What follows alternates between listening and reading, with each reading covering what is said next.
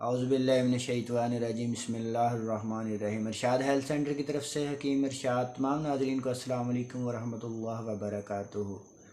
मैं इंशाल्लाह उम्मीद करता हूँ कि आप सब खैरियत से होंगे। अल्लाह पाक आपको सेहत और तंदुरुस्ती अता फ़रमाए। अल्लाह पाक आपकी तमाम परेशानियाँ दूर फरमाए और अल्लाह पाक आपके लिए आसानियाँ पैदा फ़रमाए। जो बच्चे मिट्टी खाते हैं, जिन बच्चों के जिस्म के अंदर कमज़ोरी हो जाती है, जिनका रंग पीला हो जाता है, जिनका पेट बाहर को निकल जाता है, जो बच्चे कमज़ोर हो जाते हैं, उनकी हड्डियाँ कमज़ोर हो जाती हैं, उनमें खून की कमी हो जाती है, उन बच्चों के लिए एक बेहतरीन और मुजरब नुस्खा है।